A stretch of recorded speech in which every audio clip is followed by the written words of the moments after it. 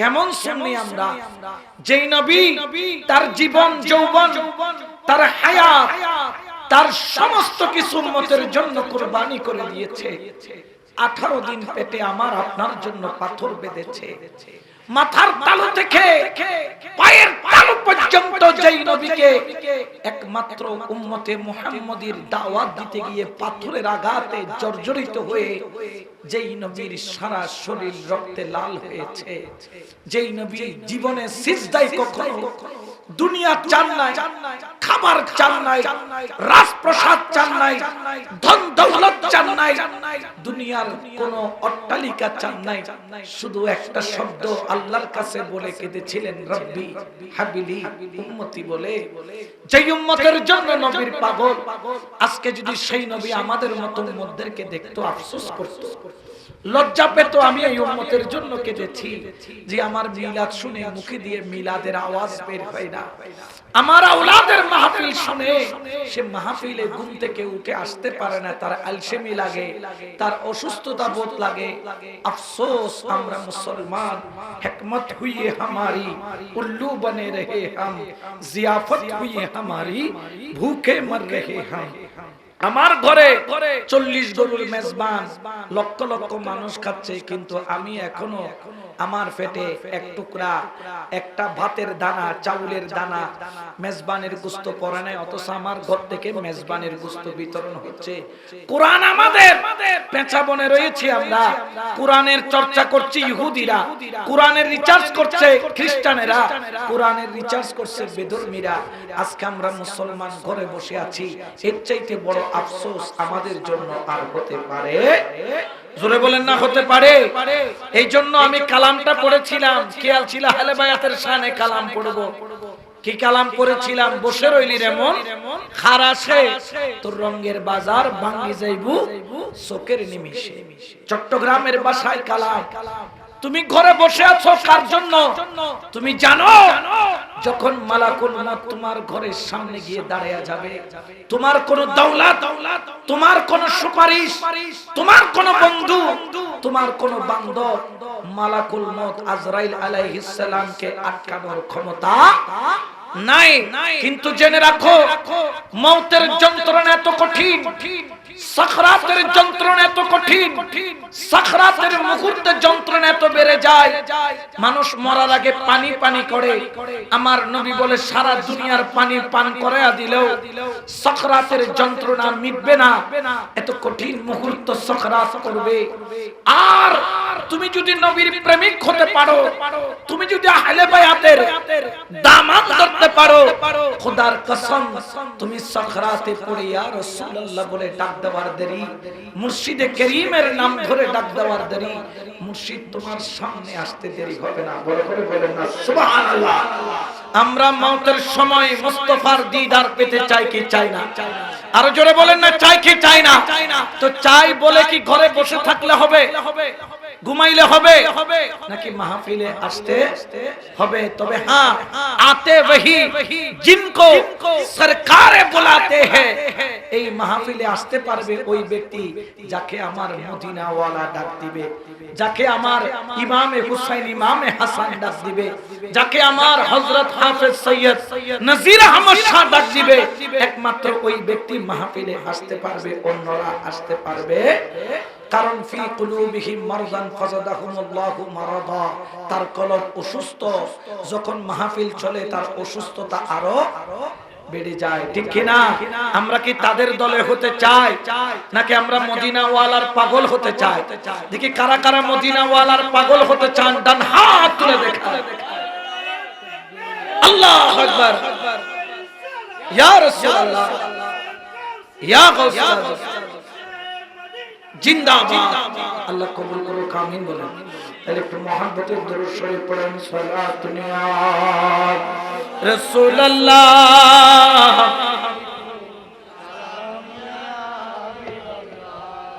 ওরে আমরা যারা আওলাদ রাসূলের পাগল, আমরা যারা নবীর বংশধরের পাগল, আমরা যারা নবীর আওলাদকে ভালোবাসি, আমাদের সমাজে দাড়িওয়ালা, টুপিওয়ালা, পাগড়িওয়ালা, মিসওয়াকওয়ালা, ঢিলাওয়ালা, কুলুপওয়ালা, ঘাটিওয়ালা আছে না নাই? আরো জোরে বলেন না, আছে না নাই? আমাদেরকে বলে তোমরা হাফেজ সৈয়দ নজির আহমদ শাহর জন্য কেন পাগল? আমাদেরকে বলে তোমরা কেন ইমাম হুসাইন হাসানের জন্য পাগল? আমাদেরকে বলে তোমরা আওলাদে রাসূলের জন্য কেন পাগল? আমি বলি মোল্লা, তোর ফতোয়ার কারণে পাগল নয়, ফতোয়া দিয়েছেন আল্লাহ। সুবহানাল্লাহ বলে না? ফতোয়া কার? আল্লাহর উপর বড় মুফতি আসেনি? আল্লাহর ফতোয়া হচ্ছে চূড়ান্ত ফতোয়া। আমি ফতোয়া দিলে আমার ফতোয়া উগ্র হতে পারে, আল্লাহ ফতোয়া দিলে ওই ফতোয়ার কোন জের জবরও পরিবর্তন হয়। আমাদের অনেকে বলেন সুন্নিরা আহলে বায়াতের জন্য কেন পাগল? আমি বলি আল্লাহর কোরআন বলেছে সেই জন্য পাগল। সুন্নিরা নামাজ পড়ে কারণ কোরআন বলেছেন আকিমুস সালাত। সুন্নিরা রোজা রাখে কারণ কোরআন বলেছে কুতিবা আলাইকুমুস সিয়াম। সুন্নিরা যাকাত দেয় কারণ কোরআন বলেছে ওয়া আতুজ যাকাত। সুন্নিরা হজ করে, সুন্নিরা জিকির করে কারণ ওয়াজকুরুল্লাহ যিকরান কাসীরা। আল্লাহ বলেছেন, বলেন সুবহান। আচ্ছা, নামাজ পড়ি এলাকার কোন এমপির কথাই না, আল্লাহর হুকুমে। হুকুম কার? রোজা রাখি কার হুকুমে? হজ করে কার হুকুমে? যাকাত দেই কার হুকুমে? না হলে আমার টাকা কেন আমি আপনাকে দিব?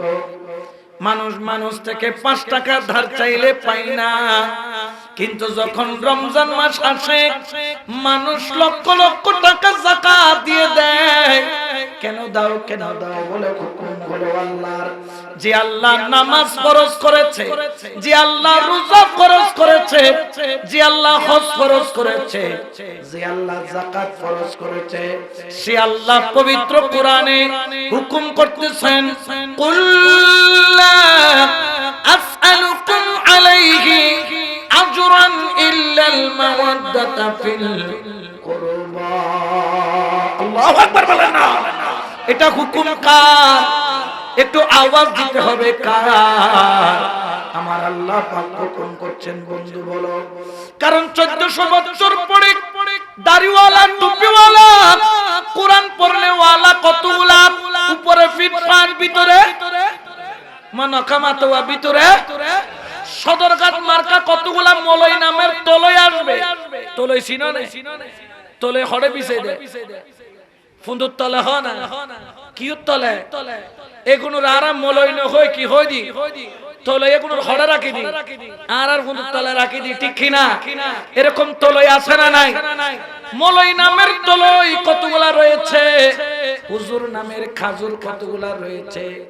যারা আমাদেরকে ফতোয়া দেয়, আমার আল্লাহ সেই জন্য 1400 বছর আগে পাক কালামের মধ্যে তার প্রিয় বন্ধুকে বলে, বন্ধু উম্মত করতে করতে তুমি তো জীবন কাটিয়ে দিয়েছো, জীবনে কিছুই চাও নাই। ও আমার বন্ধু, তুমি বলো লা আসআলুকুম আলাইহি আজরান। আমি নবী, তুমি উম্মতের জন্য একদিন নয়, 2 দিন নয়, 18 দিন পেটের মধ্যে পাথর বেঁধেছি, বিনিময়ে কিছুই চাই না, কিছুই চাই না। সুবহানাল্লাহ বলেন না? আচ্ছা বলেন তো, আমার নবীর একদিনের খিদার যন্ত্রণার হক কিয়ামত পর্যন্ত আদায় করা আমাদের পক্ষে সম্ভব? আমার নবী তায়েফের ময়দানে কলমার দাওয়াত নিয়ে গিয়েছিল। ওরে আমার নবীকে পাথর মারতে মারতে একবার নয়, 2 বার নয়, 3 বার বেহুশ করেছে। আমার নবীর সাদা জামা রক্তে লাল হয়েছে। আমার নবীর জুতা মুবারক রক্ত পায়ের তলায় জমা হয়ে সুপার গ্লুর মতো পায়ের তালুর সাথে লেগে গেছে। আমার কামলিওয়ালা নবীকে 1 মাইল নয়, 2 মাইল নয়, 10 মাইল পর্যন্ত দৌড়ায়া পাথর মারছে। ওরে নবীর উম্মত বলো, আমার নবী 1 ফোঁটা রক্তের হক আদায় করা আমাদের পক্ষে সম্ভব কিনা? কিয়ামত পর্যন্ত সম্ভব। কিন্তু আল্লাহ বলেন, বন্ধু বলো, উম্মতকে জানায়া দাও, আমি রাসূল বিনিময়ে তোমাদের কাছে কিছুই চাই না, ইল্লাল মাওয়াদ্দাতা ফিল কুরবা। ওরে তোমরা যদি আমি নবীর হক আদায় করতে চাও, আমি নবীর হক যদি আদায় করতে চাও, তাহলে আমি আল্লাহ তোমাদেরকে বন্ধুর মাধ্যমে নির্দেশ দিলাম, ইল্লাল মাওয়াদ্দাতা ফিল কুরবা। তোমরা আমার সৈয়দ নজির আহমদ শাহ যদি পাও, তুমি আমার সৈয়দ আহমেদুল্লাহ, সৈয়দ গোলামুর রহমান বাবা ভান্ডারী কিবলারে যদি পাও, সৈয়দ আহমদ শাহ শ্রীকুটি যদি পাও, আমার খাজা মঈনুদ্দিন চিশতিকে যদি পাও, সৈয়দ আব্দুল কাদের জিলানীকে যদি পাও, যদি তুমি আমার ইমামে হাসান ইমামে হুসাইনকে পাও, ওরে আমি নবীর হক তো আদায় করা সম্ভব নয়, তোমরা আমার আওলাদকে মুহাব্বত করিও, আমার আওলাদকে ভালোবাসিও। এটা পাক কালামের ঘোষণা। বড় করে বলেন না সুবহান। তাহলে আওলাদে রাসূলকে ভালোবাসা হুকুম কার? জোরে বলেন না কার? হুকুম করেছেন আল্লাহ, কিন্তু বেজার হয়ে যায় মোল্লা। হুকুম করেছেন কে? কিন্তু বেজার হয়ে যায়। এখন মোল্লার ফতোয়া মানবো নাকি আল্লাহর? আল্লাহর ফতোয়া হচ্ছে আওলাদে রাসূলকে ভালোবাসো, আল্লাহর ফতোয়া হচ্ছে আওলাদে রাসূলকে মুহাব্বত করো, আল্লাহর ফতোয়া হচ্ছে আওলাদে রাসূলকে অন্তরের মধ্যে জায়গা দাও।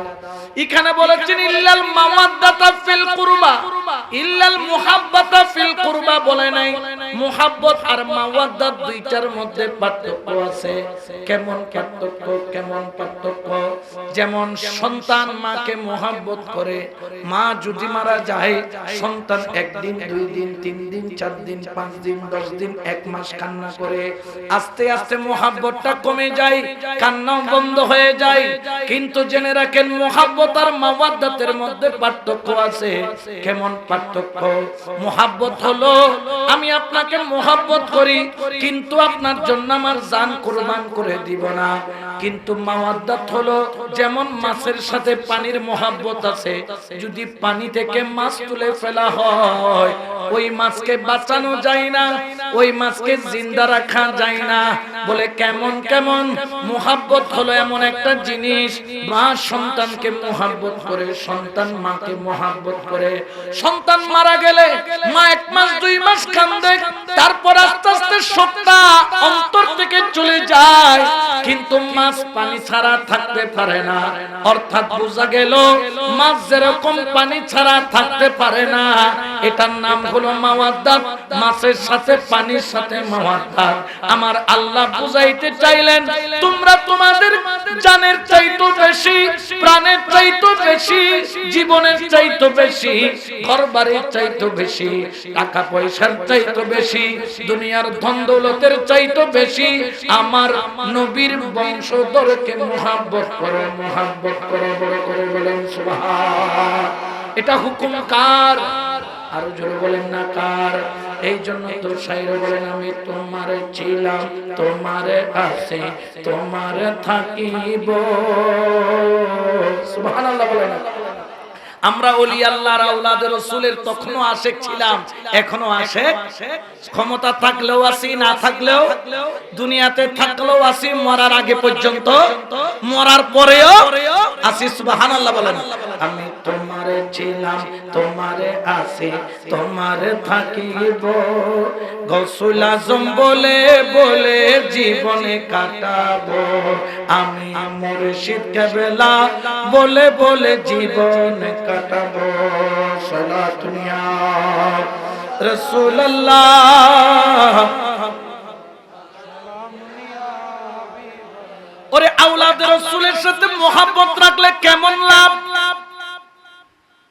ওরে বাগদাদের মধ্যে একজন বড় পালোয়ান ছিল, যেই পালোয়ানের নাম হলো জুনায়েদ। জুনায়েদ জুনায়েদ এত বড় পালোয়ান ছিল, শুধু বাগদাদ নয়, সারা বিশ্বের মধ্যে জুনায়েদকে মোকাবেলা করার মতো শক্তিধর কোনো পালোয়ান ছিল না।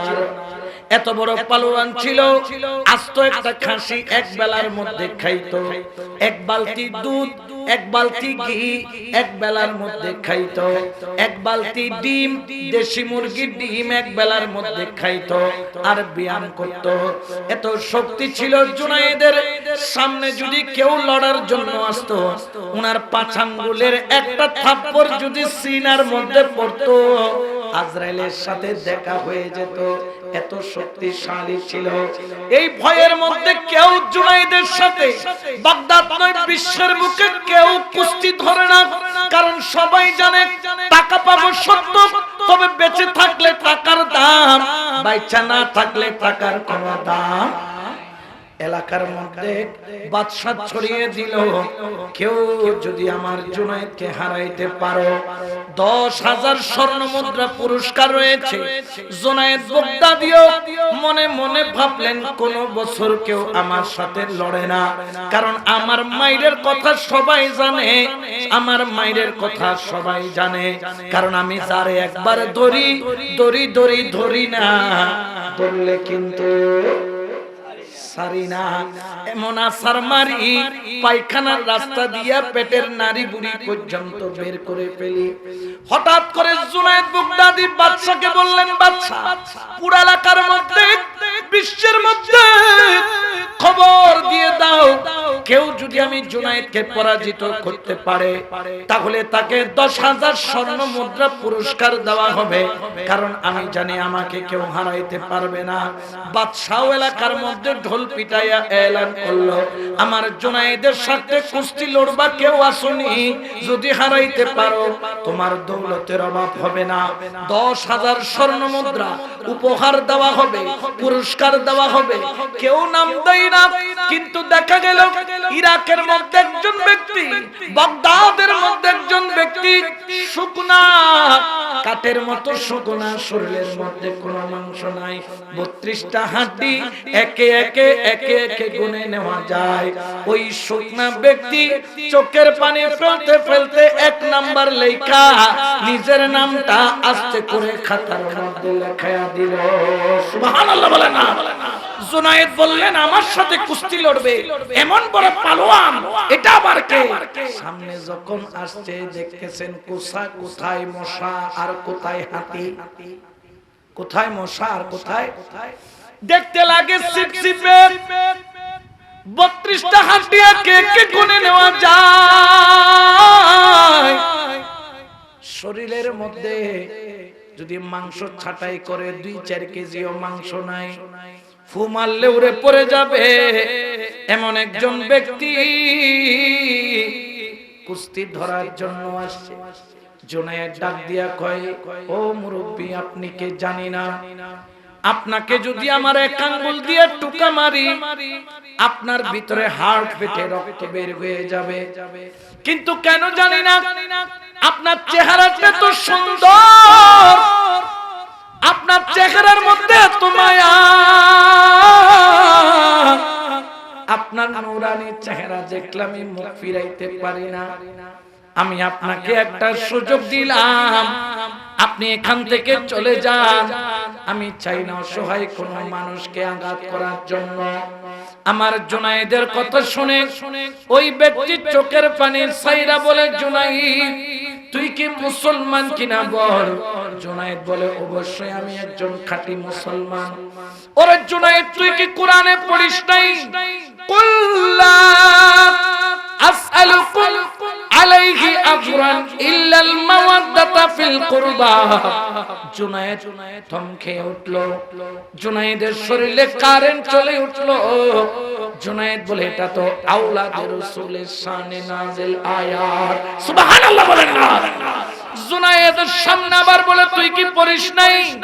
ইন্নামা ইউরিদুল্লাহু লিইয়ুযহিবা আনকুমুর রিজসা আহলাল বাইত ওয়া ইউতাহহিরাকুম তাতহীরা। আল্লাহু আকবার বলেন না। জুনায়েদ বলে, হ্যাঁ হ্যাঁ, আওলাদে রাসূলের শানে নাযিল করা হয়েছে। আমার জুনায়েদকে ডাক দিয়া বলে, দিকে আয় বাবা, কানের সাথে মুখটা লাগায়া বলে, ওরে জুনাইদ, আমার চেহারা দেখে তোর এত মায়া কেন লাগে তুই জানিস?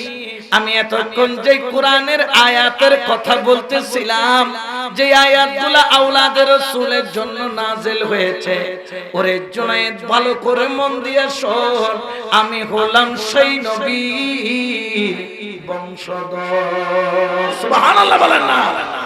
যখন জুনাইদ আওলাদের রাসূল শুনল, চোখের পলক দিয়া শুধু টপ টপ করে পানি পড়ে, আর জবানে বলে, দেখলে ছবি পাগল হবি। হায়রে ঘরে রইতে পারবি না, দেখলে ছবি পাগল হবি। ঘরে রইতে পারবি না, হায়রে 18,000 আলম, হায়রে 18,000 আলম, আমার দয়াল মুর্শিদ মাওলানা, আমার মাওলা হুসাইন মাওলানা, দেখলে ছবি পাগল হবি। ঘরে রইতে পারবি না, দেখলে ছবি পাগল হবি। সালাতু ইয়া রাসূলুল্লাহ আলাইকুম। জুনাইদ বলে, তাইতে তো মায়া লাগে, তাইতে তো মোহাব্বত লাগে, তুমি আওলাদের রাসূল এইখানে কেন আসলা? কেন আসলা? আপনি কেন আমার সামনে আসলেন? আমারে কেন গুনাহগার বানান?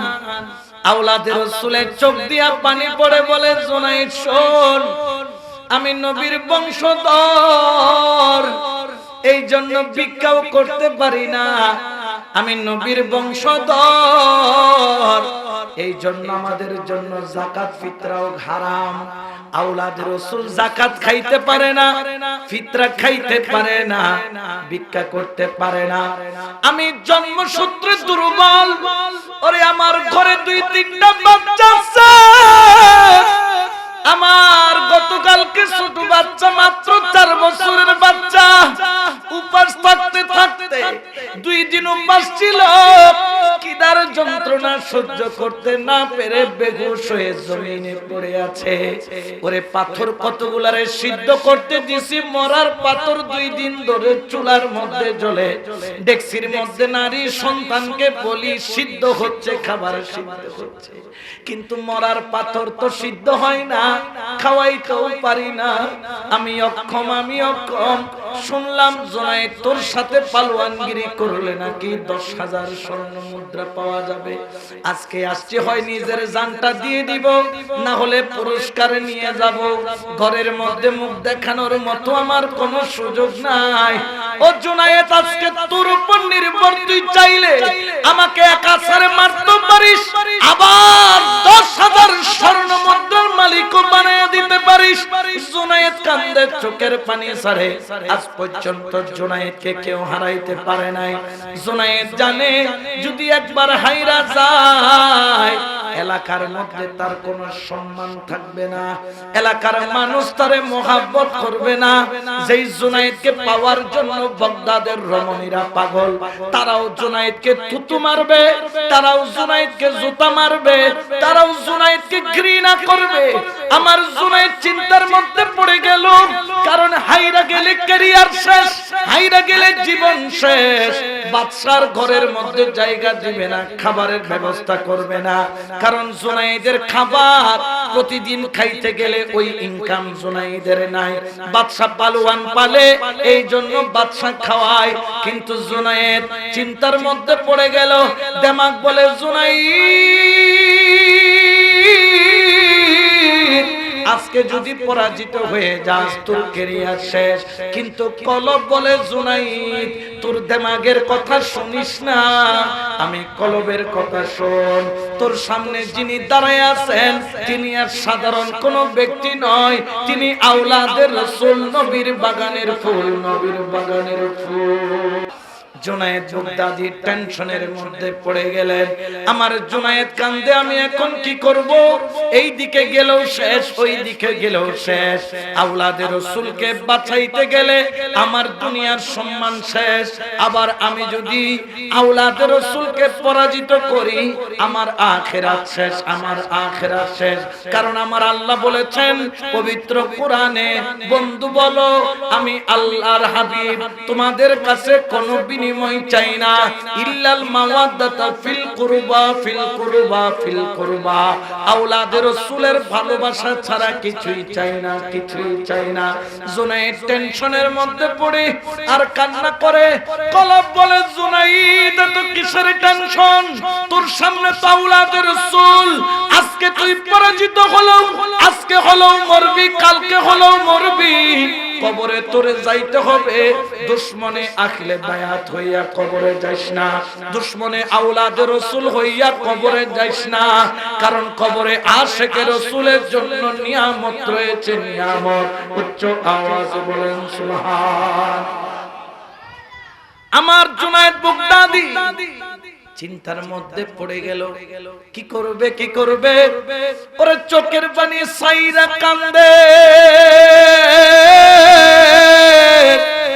অন্তরকে বলল, অন্তর তুই শক্ত হ। আজকে তুই কলঙ্কের মালা গলায় নিবি, কলঙ্কের মালা গলায় নিবি। কারণ পরাজিত হয়ে গেলে মানুষ বলবে শুকনা একটা মানুষ, শুটকির মতো মানুষের সাথে পরাজয়।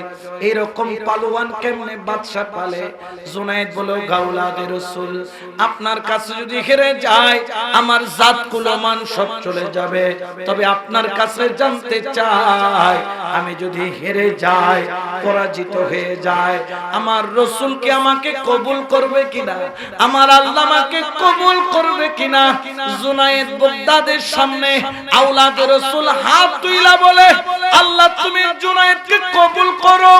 ও আমার নবী, জুনায়েদকে তুমি তোমার মুহাব্বতের মালা পরাও, মালা পরাও, মালা পরাও। সুবহানাল্লাহ বলেন না? ওরে কেমন প্রেম, কেমন মুহাব্বত!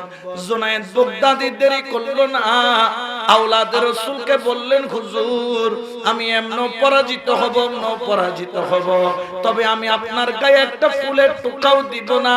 আপনার যদি দয়া লাগে একটা টুকা আমাকে মারবেন, আমি জমিনে শুয়ে পড়ব। আওলাদে রাসূল টুকা মারার দেরি, জুনায়েদ পড়তে দেরি হয় না। বাদশা বলে, না না না, মনে হয় কোনো বেজাল হয়েছে। আবার দাঁড়াইলো, আবার টোকা মারলো, আবার পড়ে গেল।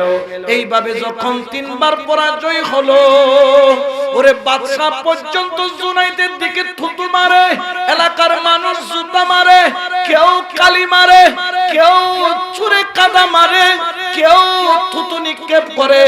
অপমান আর অপমান, অপমান আর অপমান, ঠিক কিনা?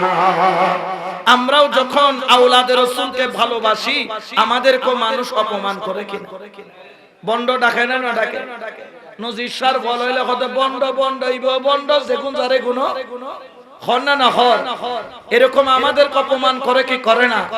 আমাদেরকে অনেক ধরনের ফতোয়া দেয় কি দেয় না? আমরা বলি তুমি ভণ্ড বললেও কি, তুমি ভালো বললেও কি, আমার রাসূল যদি কবুল করে আমাদের বিশ্বাস আমার আল্লাহ কবুল করবে, ঠিক কি না? আরো জোরে বলেন না, ঠিক কি না? কোন সন্দেহ আছে? কোন ধরনের সন্দেহ আছে? কারণ আমরা জানি একবার যদি মুস্তাফা কবুল করে আল্লাহ কবুল করবে। বড় বড় আল্লাহর দুশমন, কার দুশমন? নবীর কদমে গেছে, আমার নবী ক্ষমা করা দেরি, আমার আল্লাহ ক্ষমা করতে দেরি করে। কিন্তু নবীর ঘরে দুশমন আল্লাহর কাছে গেলেও আল্লাহ ক্ষমা করে। আগে নবী ক্ষমা করবে, তারপর ক্ষমা করব আমি আল্লাহ। সুবহানাল্লাহ বলেন। নবীর বংশধরের পাওয়ার, নবীর বংশধরের ক্ষমতা, নবীর বংশধরের ইজ্জত। যদি আল্লাহ আওলাদে রাসূলকে মুহাব্বত করো, শুধু বিরিয়ানি পাবে তা নয়, মিষ্টি পাবে তা নয়, মাঝে মধ্যে কলঙ্কের মালাও গলায় নিতে হয়, ঠিক কিনা? এই জন্য শায়র বলেন, হায়রে কলঙ্ক অলংকার করে, হায়রে কলঙ্ক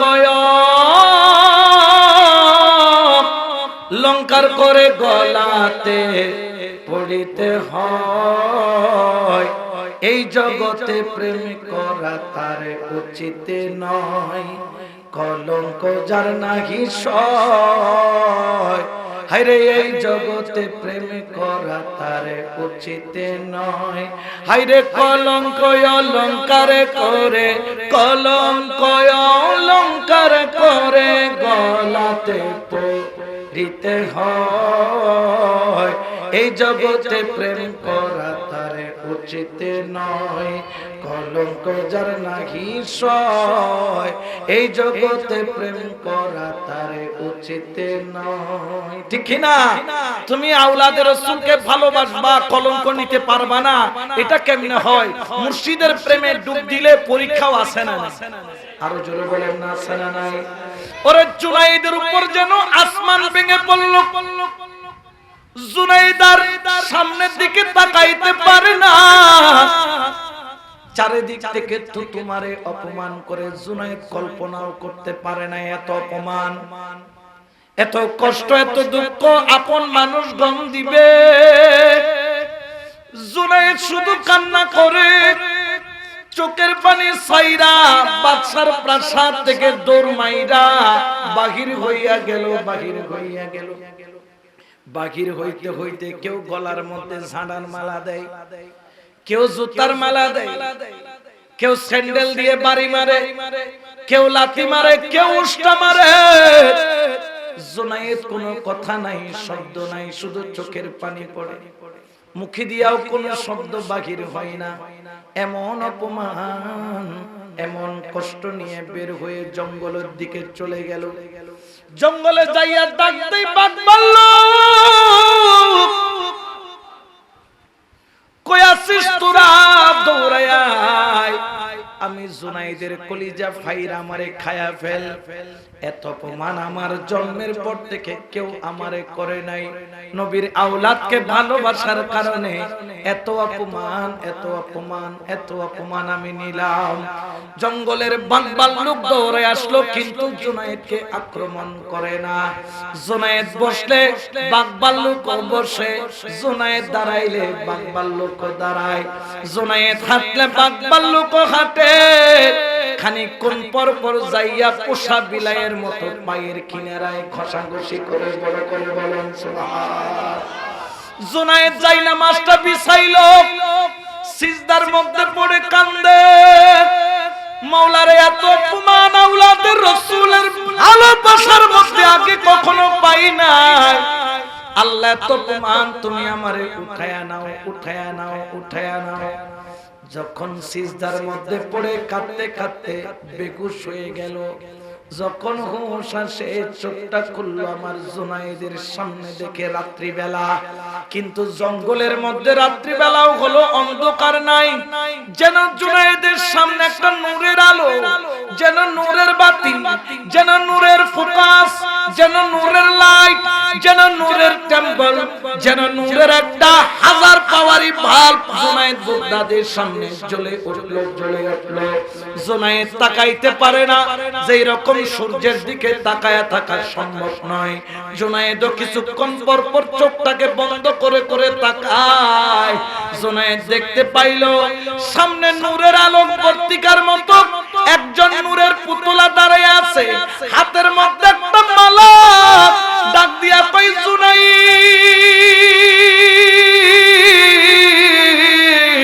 দেরি করিস না, কাছে আয়। আমি কে চিনিস নাই, আমি কে চিনিস নাই, আমি আর কেউ নয়, আমি হলাম দয়াল নবী, নূরুন নবী, জিন্দা নবী, রহমাতুল লিল আলামিন। তোর জন্য দাঁড়িয়ে আছি। জগৎ তোরে জুতার মালা দিছে, জগৎ তোরে ঝাঁটার মালা দিছে, জগৎ তোরে কলঙ্কের মালা দিছে, জগৎ তোরে অপমানের মালা দিছে। আমি রাসূলে পাক তোর সামনে দাঁড়িয়ে আছি আরেকটা মালা নিয়ে। ইয়া রাসূলুল্লাহ, কিসের মালা, কিসের মালা? বলে জগৎ দিছে অপমানের মালা, আর আমি রাসূল তোর জন্য দাঁড়িয়ে আছি বেলায়েতের মালা নিয়ে। বড় করে বলেন সুবহানাল্লাহ। বেলায়েতের মালা, সুবহানাল্লাহ। ঠিক কিনা? এই জন্য তো শায়রা বলে, আজব শানে খেলে আমার, আজ জব শানে খেলে আমার বাবা মৌলানা তোরা দেখবি যদি আয়, ঠিক না? ভান্ডারি ভান্ডারির খেলা, ভান্ডারি ভান্ডারির খেলা দেখবি যদি আয়, তোরা দেখবি যদি আয়। যে দেখেছে আমার মাওলার খেলা, ঠিক না? মাওলার খেলা যে দেখছে তার অন্তর জোড়ায়া যাইতে দেরি হয় নাই। বড় করে বলেন না সুবহান। ওরে জানো জুনায়েদকে বেলায়েতের মালা যখন পরাইয়া দিল, ওই দিন থেকে জুনায়েদকে কেউ আর পালোয়ান জুনায়েদ চিনে না। সেই দিন থেকে নাম হয়ে গেল জুনায়েদ বাগদাদি রাদিয়াল্লাহু তাআলা। ওরে আমাদেরকে অনেকে বলে আওলাদে রাসূলকে ভালোবাসলে লাভ কি, আওলাদে রাসূলকে সম্মান করলে লাভ কি? আমি বলি গাদার বাচ্চা গাদা, তুইও গাদা, তোর মলয়ও গাদা, তোর 14 খানদান গাদা। জুনায়েদ বাগদাদি দুকি পালোয়ান থেকে আল্লাহর ওলি হতে পারে আওলাদে রাসূলকে ভালোবেসে। আমরাও কেন নবীর বংশকে ভালোবাসলে আল্লাহ ওয়ালা হতে পারবো না?